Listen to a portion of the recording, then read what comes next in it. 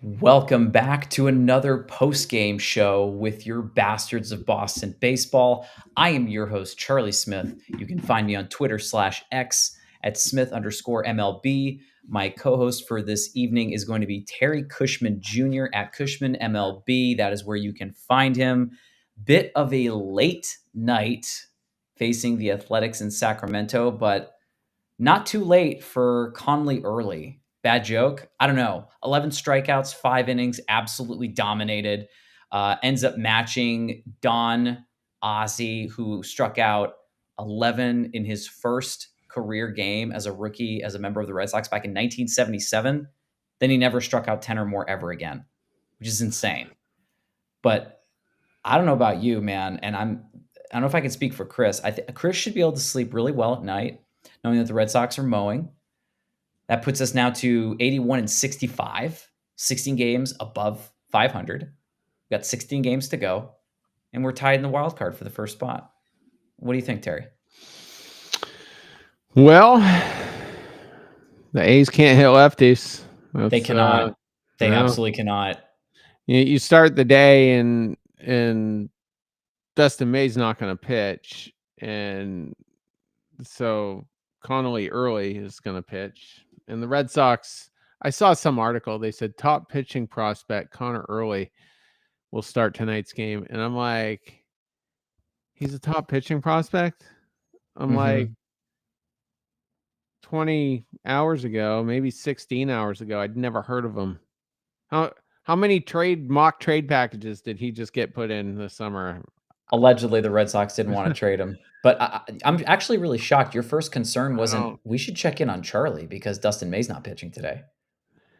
Well, I did have to let Doug know, in the chat. I'm like, yeah, never mind. That's kind of an inside joke that no one else is going to laugh at. But yeah. So anyway, I go look up Early. I'd never heard him. I didn't hear his name get kicked around one time in July. So I'm like, but then you look at his numbers real quick. He's got 130 something strikeouts for 100 innings. So just mows guys down. He's a punch out machine, but he's a lefty. So I got thinking, I'm like, okay, all right, I see what's going on here. So, we jammed them with lefties last night. They don't score a single run.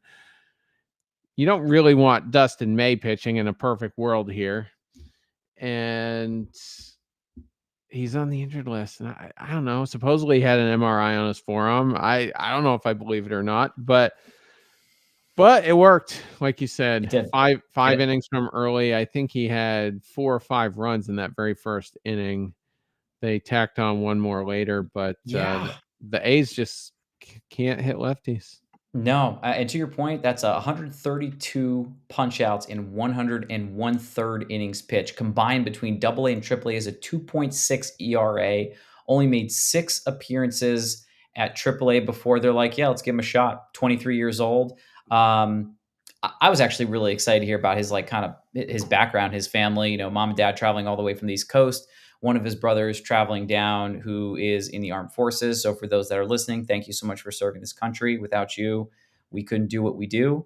And then another one of his brothers is playing at UT. So was able to take a plane from Texas to be here for his brother's first career start. So, I mean, you love that. I do love whenever there's like a rookie making an appearance.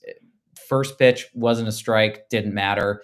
He was absolutely hauling. And to your point, I don't know how bad Oakland is, or if it's possibly the fact that Connelly Early is just that good. They fronted him with a 4-run head start. Romy Gonzalez had a solo shot, ends up leaving early with, I think it was some tightness. Unsure how bad that is. And then Rob Refsnyder, dude, I don't think that ball came down yet. It was like 467 feet. Like it was past left field, past the, facility, and then another 30 feet. And then that's where the ball went. I mean, he absolutely torched it. The first 4 runners of this game scored. I thought we were going to score 10. At that point, there was no end in sight. And finally, Jeffrey Springs, who has a little bit of history with the Red Sox, calmed back down. But you had elite defense, incredible hitting, and just 5 innings of just FU baseball. You can't lose with that. Yeah, that home run by Refsnyder was 460 feet. That's the furthest home run hit this By him. season, well, by any member of the Boston Red Sox, from what I heard. Correct. Yeah, it was 2 by So, Romy, 2 by Jaron, and that was number 1. yeah, so it was very timely. I thought it had been a while since he had hit a home run, but apparently he hit one on August 28th against Baltimore. When was the Mhm. last one before that? I guess he hit one in mid-July. So he just hasn't been hitting a ton of them in the second Right. half, but Right. definitely a big one tonight, and it put the game out of reach. I mean, you get up Right. 4-0 as long as Connelly Early just doesn't choke, in his first start. It's almost an automatic W at that point. I want to talk about a couple things. So, we're just busting up with Chris Felico a little bit here. In the war room, we sometimes have some fun moments and some fun comments being thrown around.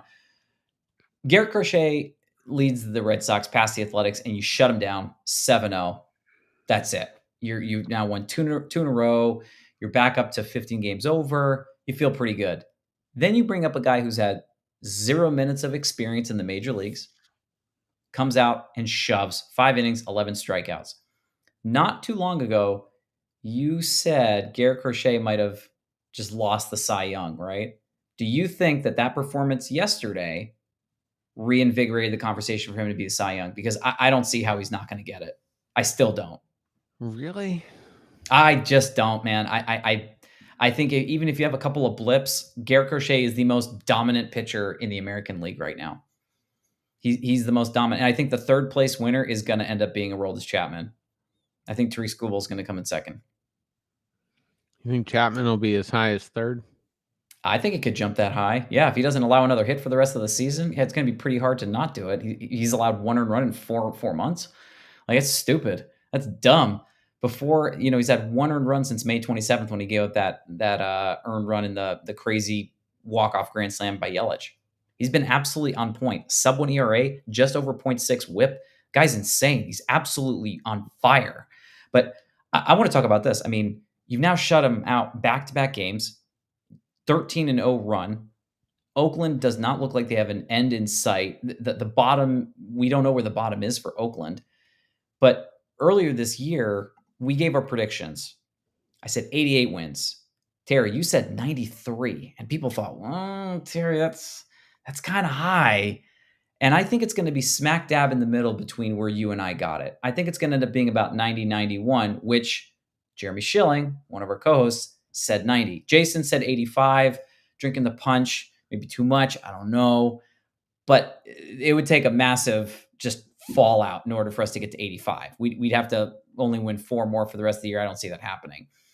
But I want to talk about something with you, and I'm curious to hear your take because maybe after hearing this, you think 93 is still possible, right? Remaining schedule, you have 16 games. You have Oakland. You've shoved the last 2 days. There's a chance we sweep. The Yankees, we've been putting them to sleep. We're their daddies this year. I think there's a chance that maybe we take 2 out of 3 against New York. And then you get Oakland again for another 3. There's a chance to take a minimum 2 out of 3 in that series too. So I'm thinking 5-2 in your next 7. That puts you at 86 and 67. So just a couple of games under the 20 mark, right? And then you have a couple of days off. You have a day off before you get to New York. You have a day off after New York. You get Oakland and then Tampa Bay, another day off. And then you get Toronto, Detroit, which are going to be some pivotal games. The Yankees lost today, so we're tied. We've played 2 more games, but I feel really good about it. I've been saying that the floor is the second wild card spot. I think that's going to happen if the Yankees somehow can maintain their level of play. But I'm curious to hear, based on that, you got Oakland, New York, Oakland. That's the next 7. And then you got Tampa Bay, Toronto, Detroit. Where do you see the Red Sox going? I can't remember if I said it my last episode or last week sometime, but it's just such a hard season to predict. Yeah, it I is. mean, and I did have us at 93 wins, but I'm not going to take credit for that at this point because even if we get one or two from it, because I mean, the reasons I predicted that was I thought Bueller was going to be our second best starter. I thought Tristan Casas was going to be serviceable. I thought Devers would be the best player on the team all year. Sure, of course. He's gone. Now he's doing So great. so for all the reasons I picked us to get there, I mean, none of those are in play, and it's just been this wonky season where we've just kind of defied the odds in certain things, and our momentum has caught at the right times. We've done a great job beating bad teams, by the way. I mean, That's we're seeing it. I mean, I that's thought coming off of the Diamondback series, I'm like, well, you could easily drop 2 of 3 to Oakland. I mean, that's a hot offense. They've hit more home runs than us, and they play in a um Little League ballpark, though. a couple other You know, metrics as well. But like I said, I'm not going to take credit for it. How do I see it? Well, I mean, if all you need to be is a left-handed pitcher with a pulse, I mean, you got to like Toley's chances tomorrow. I I mean, feel pretty good about it. I feel good. apparently, and he wasn't even supposed to start. But No. I literally think after yesterday, the either Cora or Breslow was like, we just got to start lefties. Go get Early. No one's heard of him, but go get him. Do you remember? And Yeah, yeah, sorry, real quick. Do you remember when we had just like the straight up lefty rotation? You yeah. had Chris Sale, you had David Price, you had Drew Pomerantz, you had Erod. Four of your five guys were lefties. I remember thinking this is just too much. You shouldn't have more than two or three sway. You know? Yeah, Valdi was the only righty, Right. but yeah, I don't know. So that's how we're gonna run it out, and it lines up for Early if they want him to pitch next week against Oakland. That's gonna line up that way. So I don't know how we're gonna do against New York. I mean, we're gonna win at least one, maybe two. We'll see.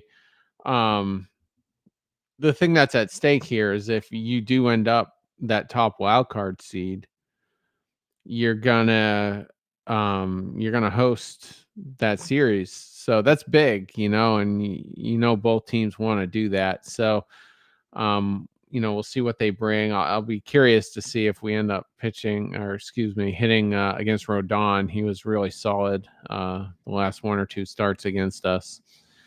So we'll see. And then you got to feel pretty good about Oakland next week. And then Tampa, I don't know what to think. I think that could be a tough series potentially. And Toronto and Detroit, there's a lot at stake there. They both want to keep their first round buys, and even if you're the number one seed, you keep home field throughout, and that's big. So what would you do? Actually, we'll just phrase it this way. Where do you think the Red Sox stand right now in runs scored before tonight's action? Or after, actually, we'll say this after today's action. Where do you think they are? Well, I mean, I initially I'd say probably fifth or sixth, but we've been so quiet. We're fourth. Really Are we good. fourth? We're Okay. fourth, right? And then as far as runs allowed, we're probably in the middle of the pack. We're probably one of the worst teams. What do you think our run differential is? Where do you think we are with that? You don't have to give me a number, but place out of 30. Where do you think we are? Well, I mean, earlier in the year we were really high, and Oh, I yeah. feel like we've cooled off. I don't know, but I have a feeling it's gonna be higher than I think. So I'll say fourth or fifth. Fifth. Fifth, yeah. Fifth. The crazy thing about it is the team that I thought that was going to win the World Series, the Red Sox are half a game behind them in this in the standings as far as the 30 teams are concerned. The Dodgers are half a game better, which is insane. They've experienced one of the worst free falls I've seen in a very long time. The Red Sox have scored 7 less runs and have allowed 13 less runs. Now, I predicted Red Sox Dodgers World Series. I don't know if I still quite see that. It's going to be tough for both of those teams to actually get there. Phillies are starting to, do work. Schwarber became became the first National Leaguer with 50 dingers this year. The Padres have an insane bullpen, good offense. They lost, I think it's Jason Adam, one of their relievers for the rest of the year, had like an ankle pop or something. I'm not sure what it was. But I'm not gonna lie to you. I feel really good about this team. I think there's a chance. Like we're gonna continue fighting. I don't know if division is still in the cards. You know, um, Toronto's they're gonna keep fighting. And Terry, you're the first one out of the group to say it. They're a fun team to watch. They're a fun baseball team, and the Red Sox took a page out of that book with some fun, and now they're there. The one concern I have is something you brought up on a recent show. We've gone nearly a month and no Breggy bombs. Dumb point to bring up the contract thing. You're totally right, and I do want to say that because I don't think there's a planet that there's no chance he's getting a buck 75 over 5 years. There's no way. There's no team that's going to do it. I don't think it's going to be. I think the examples you used were Baltimore and Seattle, right? Yeah, if those are the teams that come to the table with the deal he Yeah. wants, is he going to feel good about it? No, He's going to feel dumb for opting out. absolutely. But yeah, we got into a deep dive last night on that. But I don't, I don't think this team is built for the postseason. But I didn't see 2021 going 2 games from the World Series, so we'll just have to see. And yeah, I think they're going to ride this out with Early, and so we'll see what some of the better teams might be able to do. But the only starters at face value you feel pretty good about is Garrett Crochet and Brian Bayo. So we'll see. And actually, getting back to the Cy Young debate real quick here, I still think it's Scooble because he started one last game, so maybe that'll even up tomorrow or the next night. I don't know where he lines up, but his ERA is 47 points better than Garrett Crochet.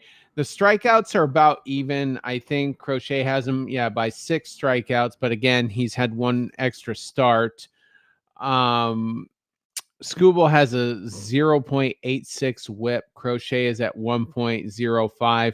Batting average against Scooble is 195. It's 221 against Garrett Crochet. So I gotta give the edge to Scooble at this moment. I'm rooting for Crochet, and if he ends up with it, then more power to him.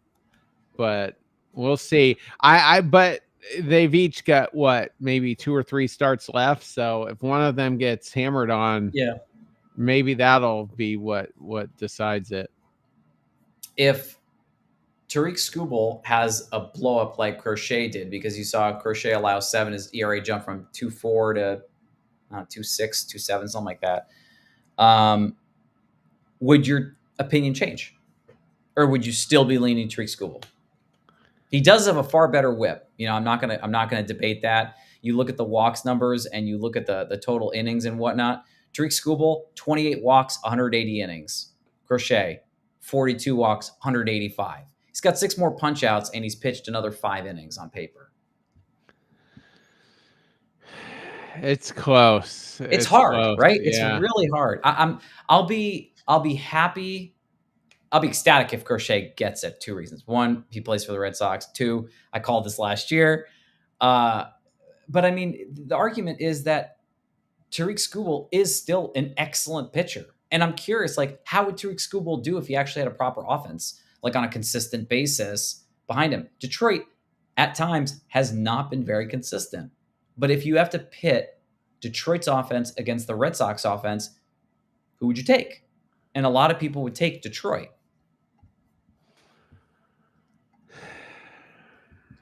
It's close. I It's mean, very close. the Red Sox they're not playing to their potential offensively. I mean, and you're dinged up. I mean, you don't have Anthony now, and Romy left with a knee issue. I don't know. I'd be more nervous if it was a hamstring or a calf or something like that. So we'll see. But I've been wrong. I didn't think Meyer was going to be done for the season, and he was. So um I will probably have an update tomorrow on what the prognosis is. If they don't put him on the injured list tomorrow, I would say cautiously optimistic. He'll probably just miss a couple games. And you got an off day on Thursday. So, So we'll see. But the Tigers, I don't know. They just kind of feel like that team of destiny. I mean, they've been the only team this year that's just been consistently good from start to Mhm. finish. I think they had one spot where they lost like 10 out of 12, but they kept the lead in the division, and you know, They are they've really been good. good. And AJ Hinch is just a guy that knows how to win. He knows how to get his team in the right spot, and and they've proved that last year wasn't a fluke, and they swept us earlier in the season. So I just I it's hard for me to say we're better than Detroit Well, in I mean, any metric. You got the 8th and ninth innings. You're better in those innings. no debate there. The issue that I have with your offense, and people are gonna say, "Oh my god!" I mean, they just smoked this team. Romy's out. Bregman can't hit home runs, and I mean, if you can't hit a home run against Oakland in their park, we got issues. Abreu's not here, and you shipped Devers off. They've got two guys with 30 home run power. Torkelson can hit 30. Riley Green's over 30. Carpenter's on that team. He's done fine. Torres has had that's Gleyber Torres for those that are paying attention. He's had a little bit of a resurgence. Like their team is, like you mentioned, they've been consistent, and even though they may have had a rough patch on paper, that means nothing. Because if you have to take Detroit on in a 7 game set, if you have to do 7 games 10 times, you're probably losing that 8 times out of 10. They are that good. Well, we're gonna see him one more time Right. before it really counts, and I have no The idea last where. series of the year. Yeah, I have no idea how we would line up. Um, Honestly, if we're the first wild card, I think we end up on the other side of the bracket, so we wouldn't see them till the LCS. If I'm No, I mean the 3 seed, not the third wild card, the 3 right, right. seed. You would be on the other side. Yeah. That's correct. So Yeah. we'll see. We'll see how it shakes out. But yeah, Detroit's not a team I want to mess with. I mean, Toronto has had a better season against us. We'll play them one more time and Right. see how that goes. I don't know who I really want to play. I guess I'd want to play the Yankees, but that's not going to happen unless you're the 4th and 5th seed. So one of us is going to be the 3 seed, or yeah, the 3 seed. So you're probably not going to play the Yankees early. Or no, actually you would. I'm You sorry. you you Yeah, could, but cuz honestly, I'm not even. I can't guess playoff matchups yet, only because there are still way too many possible outcomes today. It's not like the yeah. teams are 3, 4 games away from each other. We're tied with the Yankees. So that 3 game set that we have against them is going to be incredibly important. You take 2 out of 3, you're leading. Yeah, I was thinking the top wild card was the 3 seed, but that's not true. The weakest of the 3 division winners is the 3 seed. So that puts us at the 4 seed. So we almost certainly will end up playing the Yankees unless they get super cold and then the Mariners get super hot. That's the only way you won't end up playing them. But the Yankees is the only team I feel really good about. Let's put it that way. Well, if you end up being the 4 seed and you take on the 1 seed, which is expected to be Detroit, right? They think Detroit's going to finish first, or do you think Toronto's going to take it? I think I think Detroit will take it. I think so too. I think so too. And so if you take on the Yankees as the 5 seed, the 4-5 plays the winner. Oh, actually, no, 4-5 takes on number 1, which would be Detroit. And then 3-6 face 2. So more than likely it's going to be Toronto, if I'm playing this out in my head, against Houston, Seattle, I think is 3, would be third and sixth technically on paper, because Houston would be the third division and Seattle, last I checked, was the third wild card. So on paper, that's what it is. Now, Texas has started doing well. So is there a chance that maybe there's a late sneak in? Maybe Texas comes in, Seattle gets bounced out. Wow, Texas is right there. That They're right man, there. They're that's right there, dude. fascinating because I mean, Houston's barely hanging on right now. They got 78 wins. The Mariners have that third wild card spot with 77, so that's only one behind in the win column, and then the Rangers are only one game behind the Mariners. So the Rangers theoretically can They leapfrog the entire wild card round and win the division. They're correct. they're only 2 Correct. games behind. They've won 3 in a row, 7 of their last 10. Mariners have won 4 in a row though, and Mhm. Astros have lost 2. So that everything is far from settled at this point. Yeah, I mean, the Red Sox currently on paper, according to ESPN, have a 96.2% chance of making it. In the West, they're giving those teams no higher than 80% outside of the Mariners, right? The Rangers have a 23% chance of making it. But if I mean, I'm not looking at the Rangers schedule for the remainder of the year, but I'm curious how many Houston and Seattle games they have. Texas has 3 against Houston at Houston. That's going to be That's going to big. be fun. That's going to be massive. Absolutely. In Texas, I mean, they just lost to Dolis Garcia on the injured list. I don't know what Right. the prognosis is. They don't have Evaldi for the rest of the year. Right. So that Merrill Kelly trade, which last I looked, which wasn't even that many days ago, was working pretty well. I mean, he's It's got working out. ERA in the low threes. I mean, he's basically just kind of maintained the season he's been having. Right. So we'll see. Yeah, really quick on Seattle too. Seattle finishes up their season 6 of their last 9 games, 3 at Houston and then 3 against the Dodgers at home. So that's going to be interesting too. I'm curious to see how that one plays out. Yeah. Overall though, do you what do you think is going to happen between the final not Astros, Athletics game and then the next 3 Yankees games? Do you think that there's a chance that we take 3 out of 4? Yeah, I mean, like I said, it's hard to imagine we're going to lose tomorrow unless Tully just doesn't have it.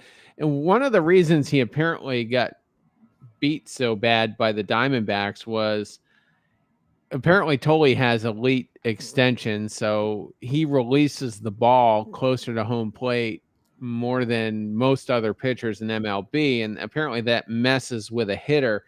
And so what the Diamondbacks did was they adjusted their pitching machine to compensate for that. So they were all taking batting practice with the Genius. adjusted extension. So they've got next level preparation there. Oakland's not doing that. No.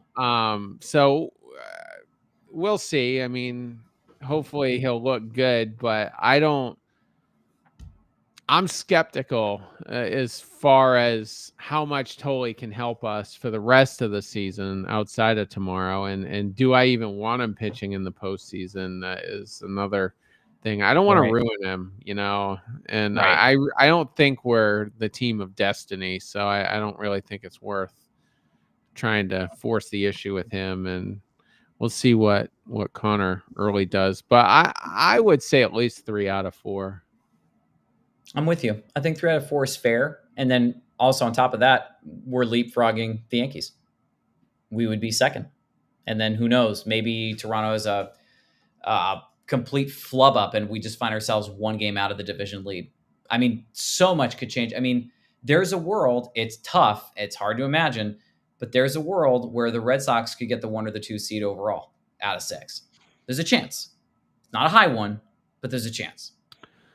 Well, I think you got a better shot at just winning the division. And I mean, if you can be even with Toronto by the time we start that last series against them, everything's in play. I don't know where we are as far as the season series goes. That could really come into play here. Against which team? Toronto. Let's find out. Because I'm also kind of curious about that. I should have had this one up because I had a hunch we were going to talk about this one too. But I seem to be one of the only ones that's really excited about the possibility that, you know what, maybe we just leapfrog everybody and just take everybody by storm.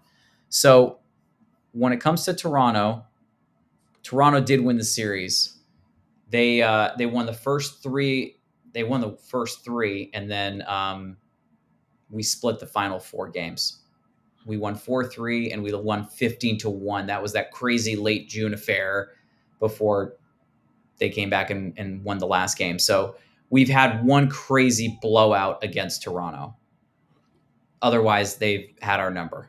So if they win just one game in that set, then there's no way they can lose it. We can tie, but they can't lose it necessarily. Well, it's a 3-game set. They're up 5-2. So on paper, we would tie it up 5-5. We can't win it. We can tie it. Yeah. So what I was saying is, if Toronto Yeah. just wins one of those games, Oh, they've that's it. got It's over. Yeah. They've got Right. it. 100%. Yeah. Yeah. Yep. So So, anything else you want to add? Excellent. Go Red Sox, as Jeremy and Nick the Voice would always say. It seems to be a good omen when we end our show like that. We end up just, shutting out our opponents. For anybody interested in checking out great daily articles, bastardsofbostonbaseball.com is where